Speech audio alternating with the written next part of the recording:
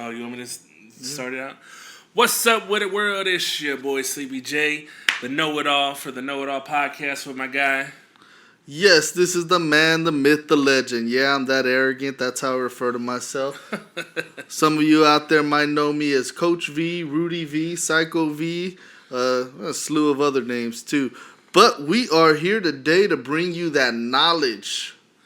We know everything about everything, so that's why we are calling this the Know-It-All podcast. So this very first episode, guys, please keep in mind we are figuring this out. I've never done a co-host like on a podcast. If you guys know me, I do the Sleep Talking podcast on my own.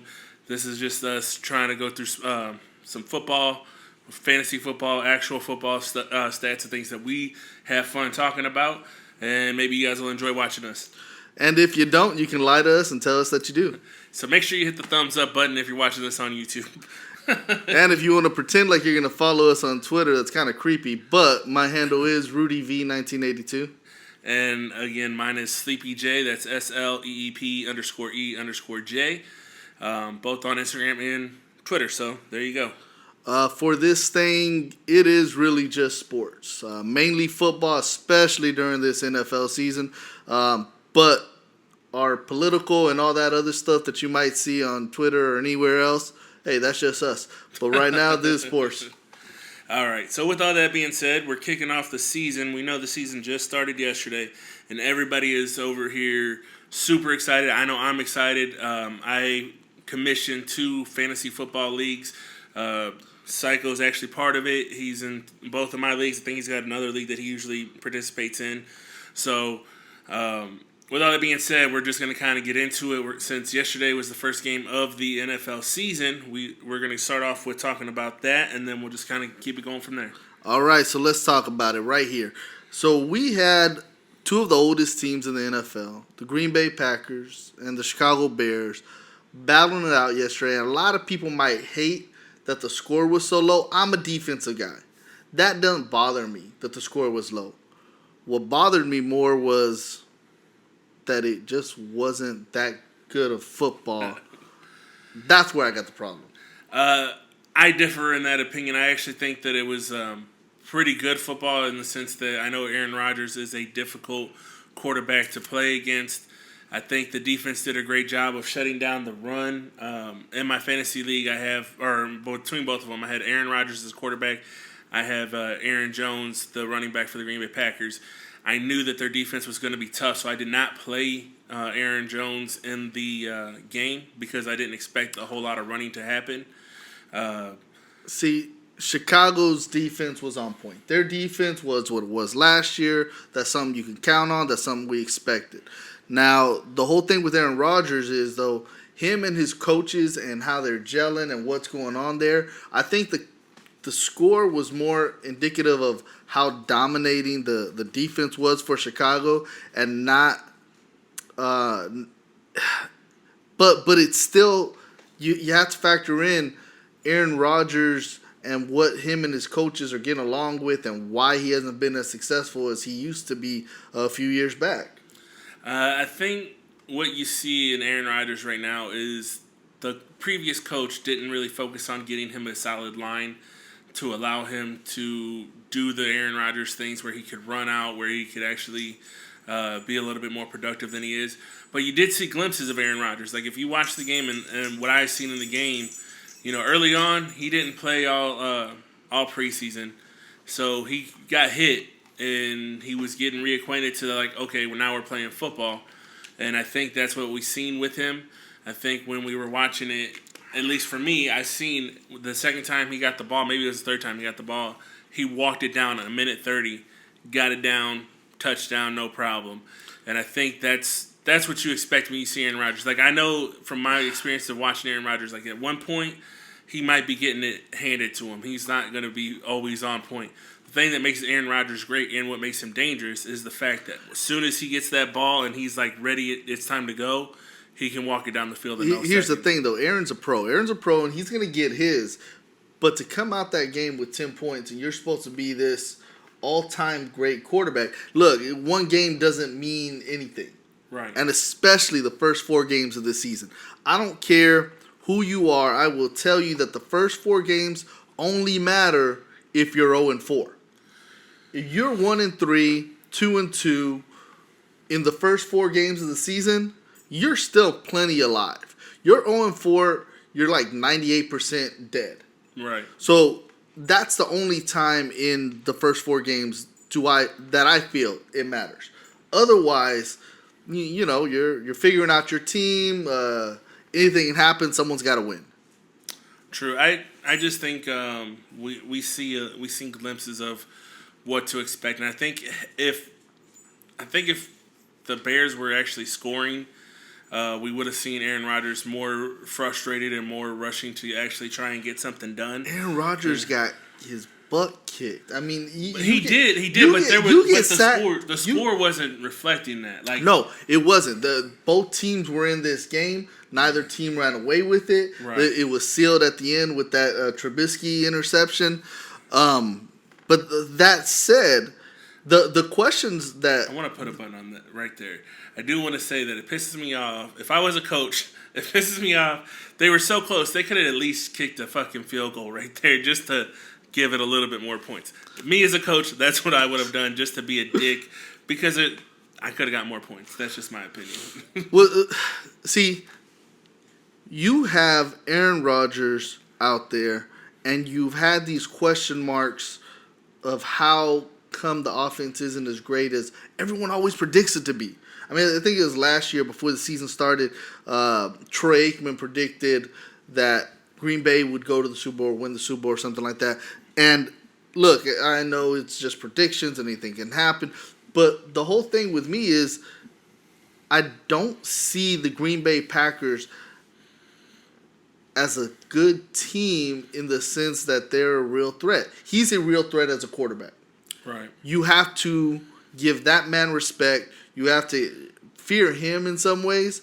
But the team as a whole, they've been underwhelming the last several years. So with this game, too, yes, they got the dub. Yeah. Green Bay got the dub. And at the end, that's what matters, right? Correct. Division game. But once again, someone's got to win. I look at this as I don't fear like when I watch Green Bay as a Cowboys fan, I don't fear Green Bay as a team itself. I don't think Green Bay is the team to worry about. Aaron Rodgers is the person that I worry about. I said it the last 2 times that the Cowboys have faced them in the playoffs that I don't fucking like Green Bay as the team that I got to play because of Aaron Rodgers. As long as Aaron Rodgers is in that fucking team, I don't want them to ever be because he's the king of Hail Marys. Like, I have yet to see anybody pull off the Hail Marys the way he does. And for that reason... You didn't watch the original. Who? Roger Staubach. Look, yeah, I know that we were born after Roger stopped playing and all that. Yeah. But way back when ESPN2 used to play that stuff, I was glued to the TV. I watched that stuff. I can't say I watched every game that he did, but every game that they put on there with him, I saw Roger. I mean, he's the original Hail Mary. Now, look, different time, different era, obviously, actually different sport, to be honest. Yeah, there's so many rules that have changed in the way they play now compared to back then. Shit, even 10 years ago compared to what they do now, there's so many rules that are different now. But I tell you, it was a good start to the season. It really was.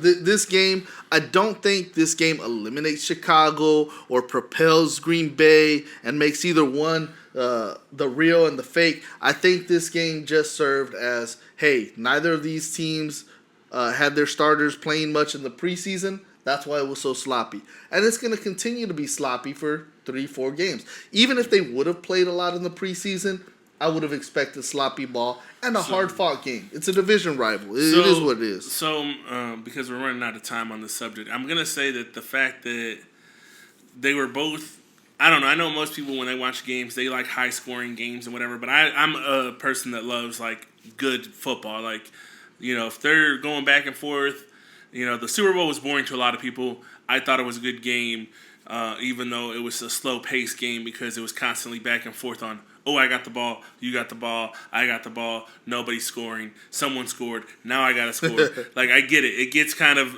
boring, but as someone that played football, someone that actually enjoys the game of it, the science behind it, I enjoyed it. This game, I enjoyed it because I seen that both teams had great talents on their team. It was just like, the way I can describe this is like if you and I have a 45 caliber gun. Whoever gets the shot off first, that's who's going to fucking be more successful. Neither gun is more powerful than the other. It's just a matter of who was able to get the shot off first. I think both these teams are solid. If you had to ask me which one is the better team, I'm going to tell you 10 times out of 10, Chicago. But it's because I love defense. And with that said, I mean, you were before this. You were talking about Mitch Trubisky. Like, do you think it was just a matter of the quarterbacks as we're closing this one? Well, look, I think Mitch Trubisky and Chicago proved that their offense is still subpar, and I think that in this game, Aaron Rodgers and Green Bay made it look like they can compete, but offensively they can compete with anybody.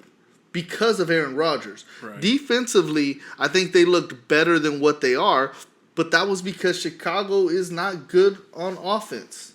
Right. And I think that's where it came down to. Anyways, so y'all know this segment was brought to you by VMP and particularly their T-shirts, graphic tees. So now we're going to transition on to our next segment. Look, the start of the NFL season, we know who was in the playoffs last year, and it's easy to say that they are just going to get better. But the reality is, in the NFL today, almost half the teams aren't going to make it to the playoffs the next year. True. So we were talking about it off camera earlier, of which teams are not going to make the playoffs that were in the playoffs last year. So bold predictions here, guys. This is purely speculation. We have not seen, obviously, we've only seen one game be played. So we don't know what's going to happen. We don't know, for all we know, everyone else played ass, on this coming Sunday. We don't know. We're still figuring it out just like you guys are. These are bold predictions by going off of, like he was saying, a few years ago, even maybe longer than a few years ago, but it was very common, like, whenever you made it to a playoff or whenever you made it to the Super Bowl, you were a hard team to beat for the next few years. 3 to 4, 5 years, depending on the coaching staff or whatever. The way the NFL is today, you do good this year. You do good. Next year you do bad. The next year you do good. But some of the teams are going to be good. So some of the teams that made the playoffs last year, there's no reason to expect a major drop-off. One of which is the team that I like to hate on because they're cheats.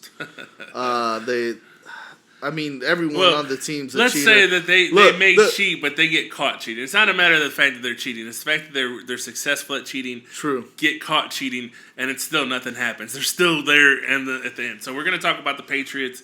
So, speaking of which, the Patriots, I don't anticipate them falling out this year. And look, I actually think their division's getting better. Between the Jets, who I think are on an upswing, I think that Buffalo's on an upswing.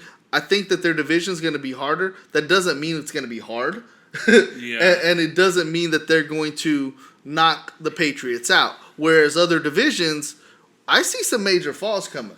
So I do want to say that I see that, I understand what you're saying. I see that.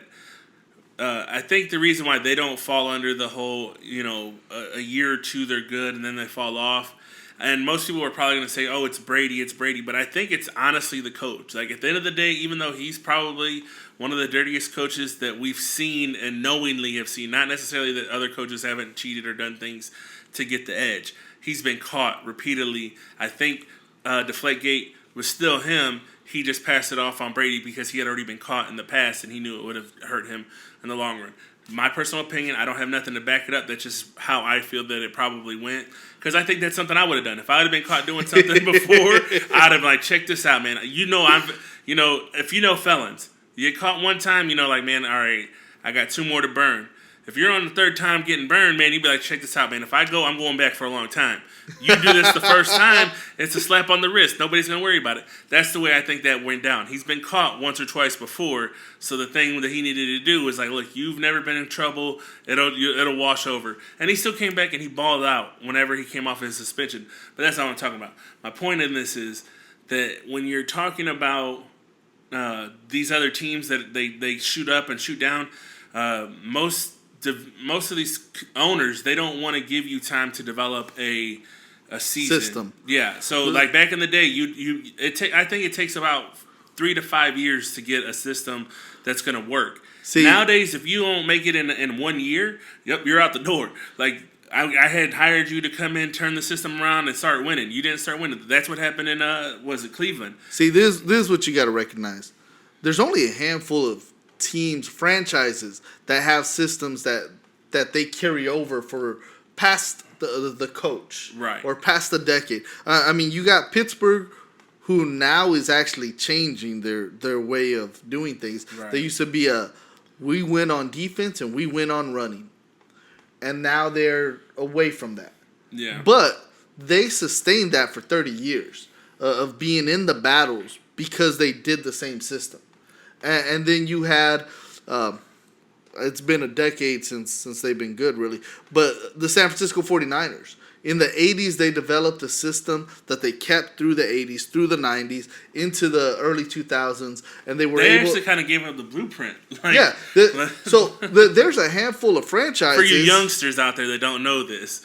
San Fran used to be great. San Francisco, and I hate them. San Francisco's system was what most teams modeled themselves after. That's what happens in sports in general. You see a system that's working for one team, like, we want to do that. So they start biting off of that. The only thing is, if you don't got the tools for it, you can't make it succeed. Yeah. So, anyways, you spent too much time talking about the Patsies. Let's talk about the teams that we feel are out of the playoffs, that were in the playoffs last year. Okay. Quick run through of who was in. We had the wild card last year. We had the Colts and the Texans both in the playoffs last year, along with Seattle, Dallas, the Chargers, the Ravens, the Eagles, and Chicago. Out of those teams, right off the bat, I'm telling you, Indy's out. Like, I actually thought with Luck being in, they actually got a shot. Luck retired this year. I think it just threw a whole monkey wrench through the whole system. And I'm not actually so down on Brissett and the team to think that they don't have a chance to be a hard team, meaning 7 to 9 wins. But I don't think they get into the playoffs. They have the threats, but I think Luck was just... I mean, honestly, I think he was lucky. I don't think that he was actually a great quarterback. I just think he was lucky enough, good enough to get them over the humps that he did get them. He was enough of a difference maker. Yeah, exactly. So... But yeah, anyways. On that note, we say the Colts are out. I think that Houston stays in. I actually think they win their division. I think that they're that good. Houston has been the team for the last 10 years. I've been really rooting for them. Their defense has been doing well.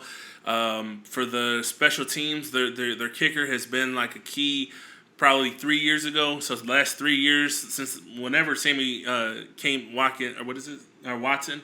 Whatever they're not Sammy, but I don't know. Deshaun Watson. Deshaun Watson. When Deshaun Watson came along, he turned it over to where now their offense is actually something to worry about, not just their defense, not just their special teams. I think he's a good quarterback. I look, a lot of people are going to be mad about this, but I think he's actually a poor man's Dak Prescott. And that's no disrespect to Deshaun Watson. And I say he's a poor man's Dak Prescott in the sense that he's not going to have a few interceptions. He's going to have a lot. But it's because he takes more risks. Right. So he's going to do that. And I don't say it because they're both black. I say it because... I don't think anybody thought that. Well, a lot of people jump to it. Whenever you compare one quarterback to another and they're both of the same ethnicity, there's a lot more black quarterbacks now than there was 20 years ago. So I like Deshaun. And I think if he wasn't... prone to the turnover as he is, I'd say he could be better than Dak. But he does that. But anyways, I like Dak more. I'm a Cowboy fan, but it is what it is. So anyways, I say Houston's in. Now Seattle and Dallas. I think Dallas is definitely in. They're my Super Bowl favorite. I think them and Kansas City make the Super Bowl. As far as Seattle... That's hard to argue otherwise on that if you ask me. I like Seattle to stay in the playoff hunt. Their team is just solid. Their coaching's solid. I can't see why I would knock them out. You know, they're one of the last few that have been a team that you're going to see after they've been to the Super Bowl the 2 times they have in the recent years. They're still constantly a contender, so I can't argue that one either. Now we got the Chargers and the Ravens. Ravens... I don't like their quarterback. I don't think he's good. You can't run a quarterback as much as you do him and expect your team to succeed. I think the Ravens are out. And the Chargers, I think they fall out as well. I think the Chargers are out because I think the best thing they had before was a running game. I didn't think they're. I mean, who do they have? Phillip Rivers. I don't think he's. I think his better days are behind him in general. Overall, I don't think there's enough threats on there. They're good enough to compete against. You're not going to walk over them if you're. Phillip Rivers is great. I think he doesn't have enough weapons as receivers, exactly. And I think when you drop from a Pro Bowl caliber running back to a nothing running back, a good enough running back rather, then it shows. It's going to show in the results. Right. I like Eckler. I got him on my fantasy team because I think he'll put up decent yards, but he's on my bench. And I have him for when Le'Veon Bell is out. You know, it is what it is. Yeah. But, all right, now we got Philly and Chicago. So, we've already said how we feel about Chicago earlier. I think that Philly, personally, they have, on paper, their coaching, the talent is there, but I think they're a little bit overrated this season. I think they barely made it in last season. So they did. They had to sneak in when Washington had their collapse because they lost 20 million quarterbacks. Philly snuck in. Yeah. So with that being said, I think that if they make it in, they're going to sneak in. I don't see them. In the last 2 years, I think they made too many changes from the Super Bowl winning team to the next team to the next team. Their quarterback's going to get hurt. He doesn't show me. He doesn't show me anything that says he's not going to get hurt. I'm not wishing for the guy to get hurt. No, walking to him just says it is what it is. He keeps getting hurt. So, he's yet to really finish the season. So some people are just snake bitten. I think he's one of them. Now, this is the one that's going to tick y'all off. Both of us think the Rams are out this year. Yeah. So for those I'll let you take it. First of all, let me get this out of the way. For some of you guys that don't know, I am a St. Louis native. Yes, I was born in Dallas, raised in St. Louis. I was never a Rams fan, so don't think I have a bias because they left. Because I was actually glad when they left because I kind of seen it happening.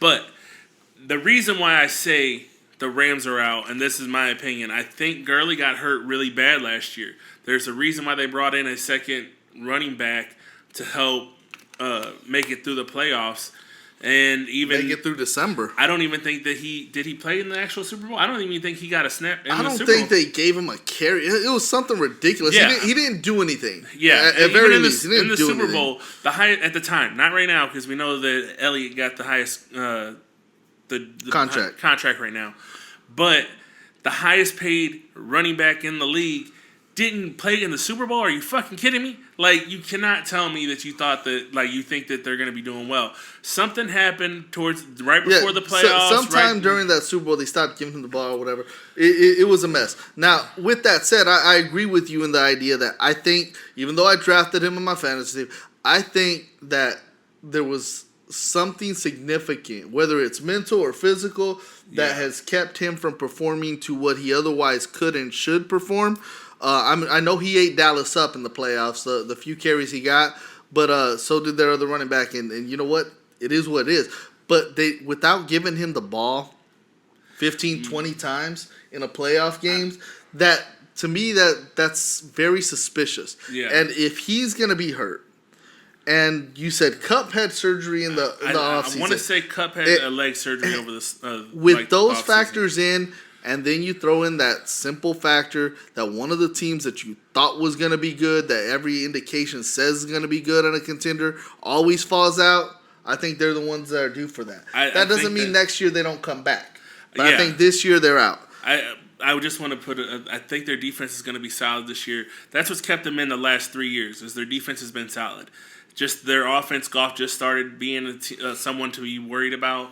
And now, like I said, without the running game being there, with the suspect of the first receiver being gone, I think those are too many threats on the offense that are going to make it a difficult season, if not take them all the way out.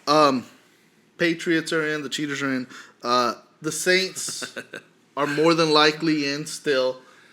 They got solid coach, and I'm not gonna say good because even though I think he's a good offensive coach, I think over the years he slept on the importance of defense, and that's why they've sucked. So defensively, I want to say that I'm as great. I wanted them to win and go to the Super Bowl last season. That was my team because if you guys know me, I'm pretty much one step out on the Cowboys. I feel like they've done so many bad moves over the last few years that it just makes me hard to root for them. They make it to the playoffs, I'm rooting for them all the way.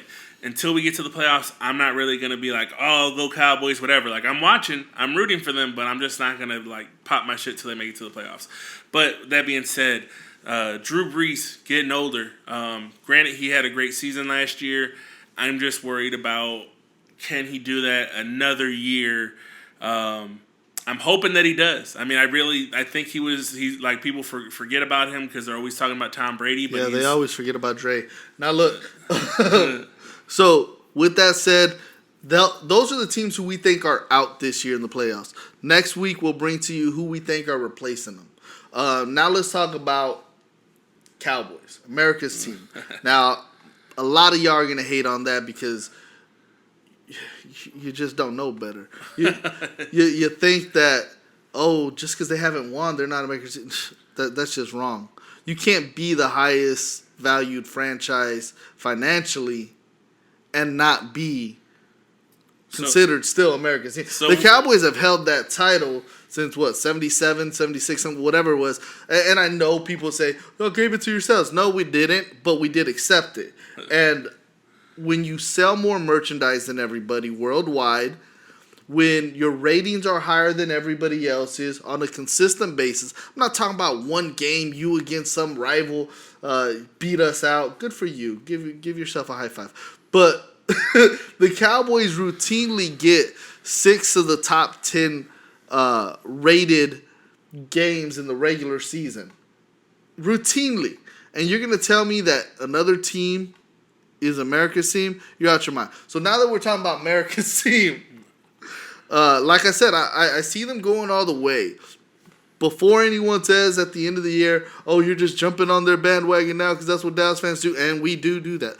But not me. I'm halfway out. I told y'all that. I call it right now. They start off 10-0, and if they don't, I still say that the worst record they have is 12-4. Otherwise, I see them going 13-3. Those last 6 games are brutal. I see them going every other game essentially in the last 6, but I see them starting off hot because I don't think that their schedule's that hard. People are going to say, but the Saints, but the Packers, and I'm going to say what I say. I think that they dog walk them.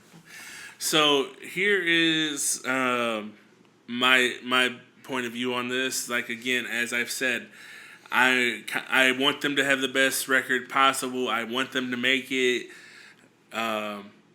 I looked at the schedule. I know I've heard a few other spectators on networks say that they're gonna miss, probably 5 or 6 games this season because they're looking at, the Saints and Green Bay and whatever.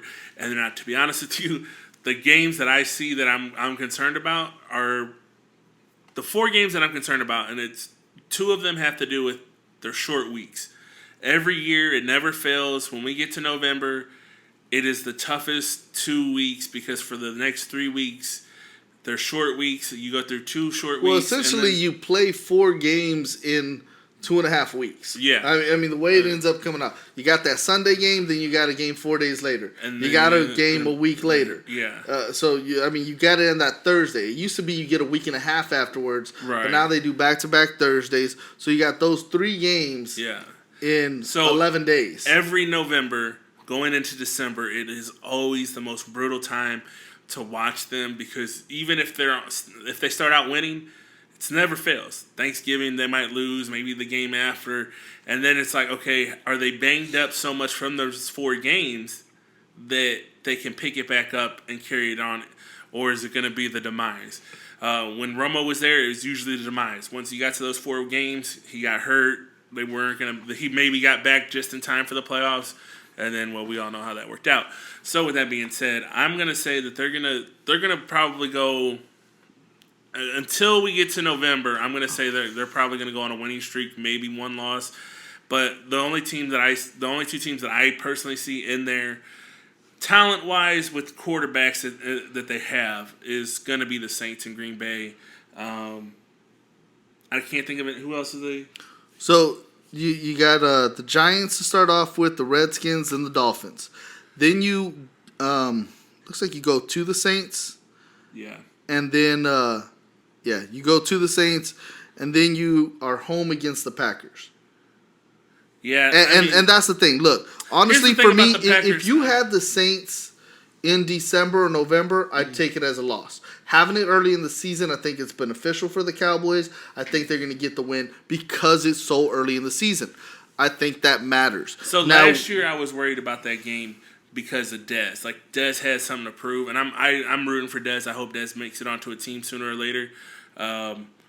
But without them being there, it's one less threat that I have to worry about them playing.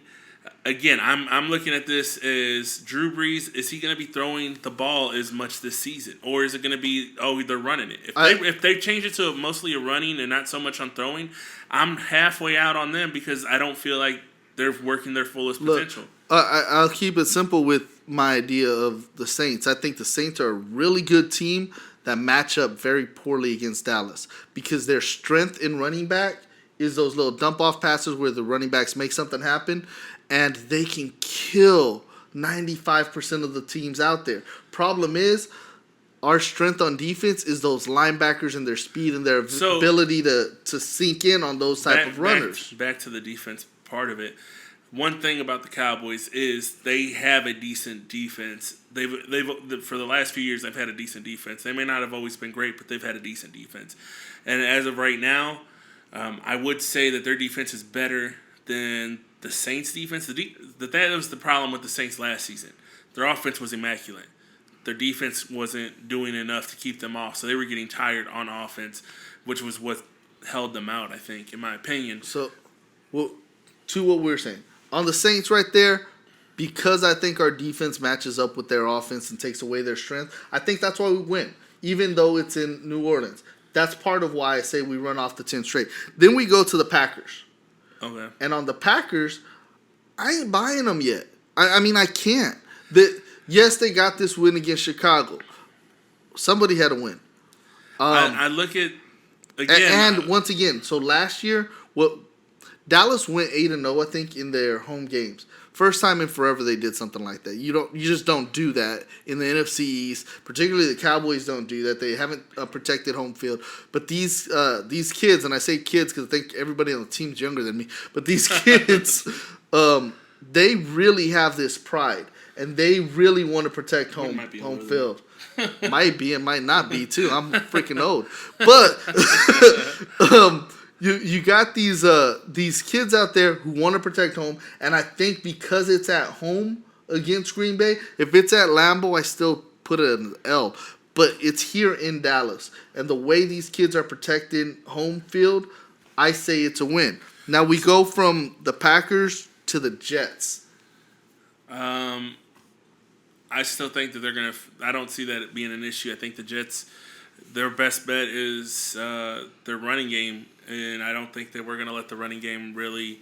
I'm hoping that in the offseason, or in the preseason and everything, that they've worked on their defense to stop the run a little bit better. I think that was a problem that we had last year. We couldn't stop the run to save our lives. I think we have gotten better at it. I think our front four is a lot better. I think with. I think probably after the Rams game, they learned that that's how they had a really bad run stop, and I think that was something that they hopefully they should have taken, that we need to work on that in the offseason. Since we're getting ready to close out on this, I don't want to waste too much more time. I actually want to bring up your opinion on Garrett. Do you think if we for some reason tank this season, do you think gone. Garrett's out, or you think Garrett's still around? No, he's gone. I think that's why they didn't give him the contract extension. He is a lame duck coach. Now that doesn't mean that Jerry won't give him another contract, but I think Jerry has put so much money into these players and really believes, like a lot of us fans, that this team is talented enough to win, that if they don't win, I think he does make that change at head coach. And I don't know if it's Rashard Lewis getting an upgrade in position or if they just bring somebody in totally different. But I think that if Garrett doesn't get them at least to the Super Bowl, I think they say, well, we enjoyed working with you and best of luck. And I know a lot of people aren't going to buy that because they think Jerry has some kind of love affair with him or something. But I think that this year is a make or break year for Garrett. But honestly, even though I want him gone, not because I think he's a horrible head coach, because I think he's just a good enough coach. So, my opinion, I think we win the Super Bowl either way. I think if he wins, we have him.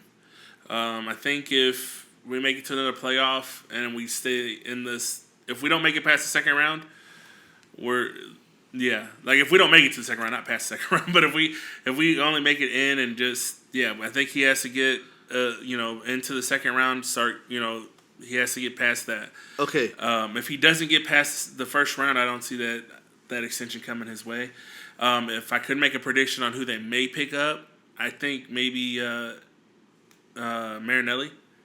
We have him. I know as a promotion. Promote. Yeah, possibly. And I think the problem with the team itself is they don't respect Garrett the way they should as a coach. Like I disagree with that. I think they respect him. I really do. You think so? I think that. I think that's the only thing that they have is respect for him.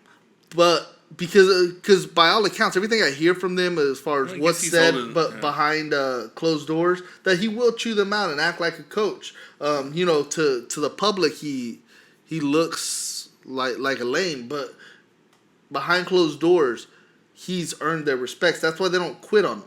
Yeah. Now you'll have some guys that don't like him and won't respect him, but they wouldn't probably respect anybody.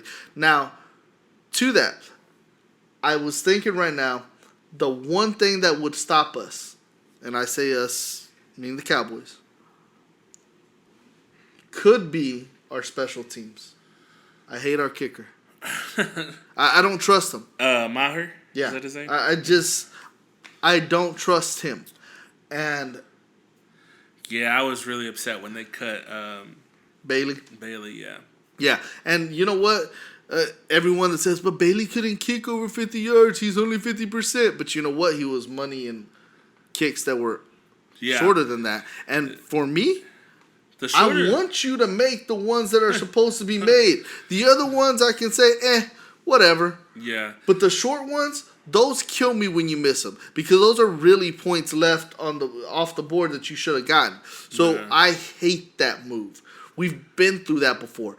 And we don't have a punt returner or kickoff returner that's worth a lick.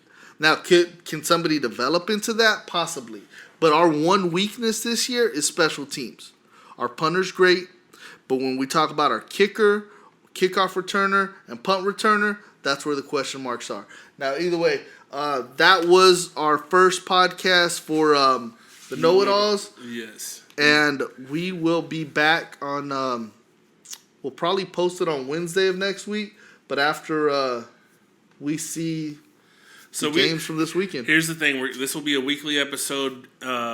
We probably somewhere post between... Right now, we're going to say Wednesday. Maybe we'll post on Tuesday after. It just kind of depends. But right now, that's the first episode. Hope you guys have liked it. Please like, comment, share, and subscribe. Please tell your friends. If you don't agree with us, keep it to yourself. No, just joking. If you have an opinion, please leave a comment on the channel. Let us know what you think. Give me your hate. Yeah, we will address it if we feel like we want to. If we don't, we'll be the assholes we are, and we'll act like you don't know what you're talking about. I have no problem talking to trolls. It makes me laugh. But nonetheless, that's our first episode. Hopefully you guys like it. This is brought to you by VMP Studios, VMP graphics, VMP everything. We doing it all. So I salute you guys. Until next time, take it easy. If you don't like the quality, it'll get better. Don't worry about it. But same time, we'll be on location and we're gonna have weekly interviews with people coming in to do the show with us. We just need to set that up. All right, take care.